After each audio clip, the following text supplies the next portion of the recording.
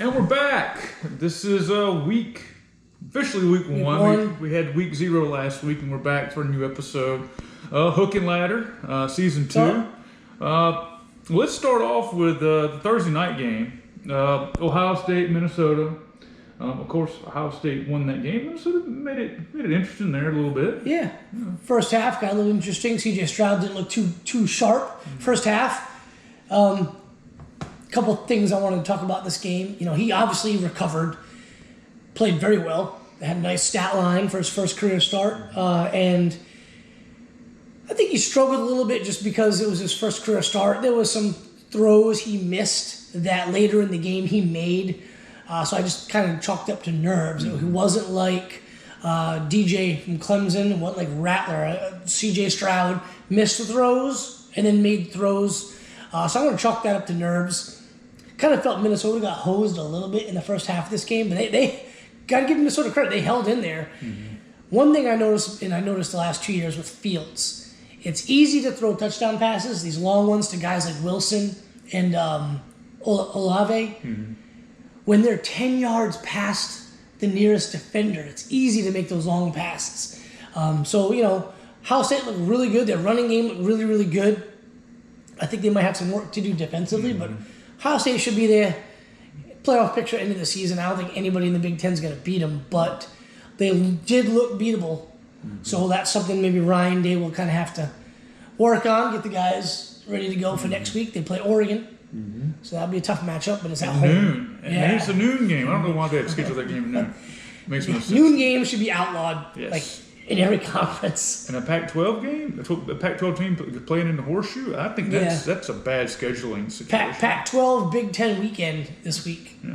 At least a few games. I don't know everybody else. But. So let's go to Friday night. Big game, North Carolina against Virginia Tech. You've been high on North Carolina for 2 years now, not so much this year. But no. I got off the ride this year. If you watch last week's episode, I mentioned I was off the ride. Yes. If I had this thing set up just right, I would show you a picture of what's it, Mac Brown. Mac Brown. At the end of the game, I mean, he looked like he aged 20 years. Mm-hmm. He just looked like he was ready to retire for like the second time right there. Howell couldn't do anything. Mm-hmm. His wide receivers couldn't catch the football. The running game wasn't too bad. That kid from Tennessee that I said the wrong name last week. It was, I think it was like Ty Chandler or something like that. He didn't look bad at all. But Howell couldn't throw, and when he did, the guys couldn't catch it. They had only one guy at wideout that was making plays. Virginia Tech came to play offense and defense. They weren't there to screw off. Yes. And got to give Fuente credit. I think after last year, there was some talk about him getting canned and being on the hot seat. But not now. He took care of business in a big stage. North Carolina was ranked 10th. Virginia Tech wasn't ranked. They might be ranked tomorrow. Yeah, and dude, that stadium was packed. They were going nuts over there. It's awesome. I had goosebumps. Yeah, they play Inner Salmon, and the crowd's just going bananas. That was awesome. Mm-hmm. Let's get to the Saturday games. First one here, Alabama-Miami. Alabama, they just reloaded. Mm-hmm. I was kind of hoping they would fall back a little bit. They didn't. They're just as good. They certainly look just as good as they did last season. I said it last episode. Derek King, what sold on him as a quarterback, he's more of a runner. Mm-hmm. Everyone's talking about Derek King, how great he is. Well, when you go up against elite teams like this, you got to have that throwing capability, and he doesn't look good throwing the football, in my opinion.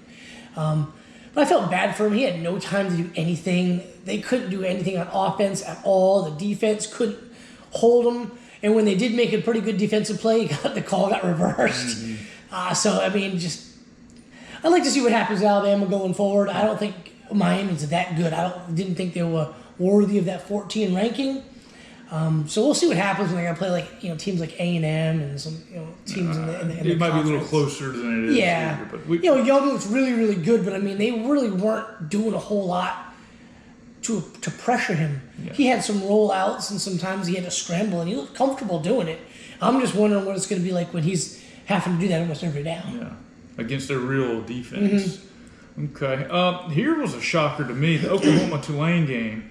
Tulane scored 13 points in the fourth quarter to make it interesting.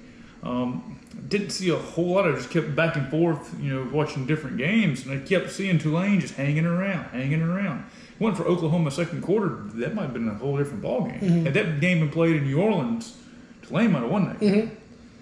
I wasn't watching this one.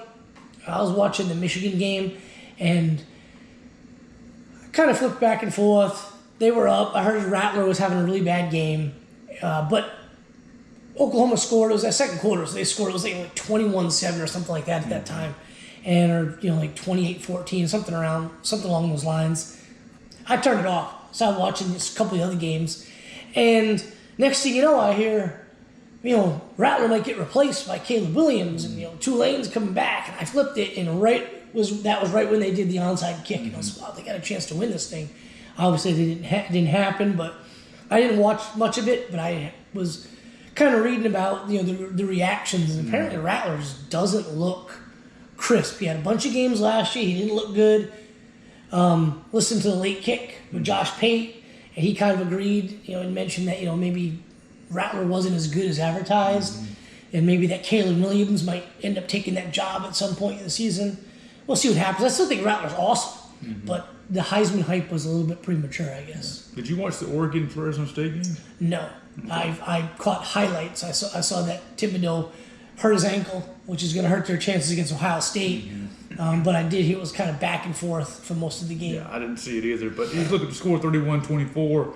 Clearly, Fresno State, where you were high on last week, I mean, yeah, they lost to Oregon, but 31-24, second game of the season, first game from Oregon, they came to play. Fresno State's going to ruin somebody's season. They almost ruined Oregon's. No. Let's move on to the game me and you were just mentioning. Penn State, Wisconsin.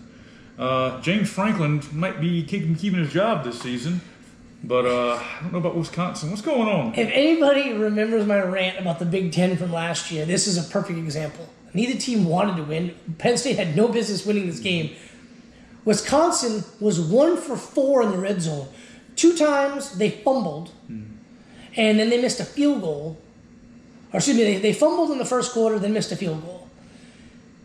And then going in for the 4th down and goal, whatever, they had 1st and goal from like the 2, fumbled the exchange, so it was 2nd and goal from like the 8-yard line, and couldn't make it happen, threw a pick to end the game. They had so many opportunities and they wouldn't capitalize. But Wisconsin, their running game doesn't look like the Wisconsin Bowl. They don't have that bell cow back that they've had for years. They don't even have the one usually pretty good wide receiver that they've always had that they can go to with this particular wide out and make plays. They don't have that. They just look kind of lost offensively, and so does Penn State. The one kind of redeeming factor with Penn State is they were able to find the deep balls. A guy named Dotson for him. I think it was Javon Dotson or something like that. He kept getting behind the defense. And quarterback wasn't hitting him in stride, but they would get like a 30, 40-yard play. And then Penn State's defense really, really clamped down when they needed to and came up to win the game. But it was just awful to watch. Real sloppy game. We'll run through some quick scores here. Florida knocks off Florida Atlantic 35-14. USC knocks off San Jose State 30-7. Big game. LSU, UCLA. Chip Kelly. I think he's got something in UCLA. They looked good last week. They looked good against LSU. I watched a little bit of this game. The one thing that I took of besides the pregame Ed Orgeron, come at me with that sissy little blue shirt. That comment was great. And UCLA's making shirts that say that. Anyway, excuse me. Derek Stingley Jr. is probably the best corner in all of college football.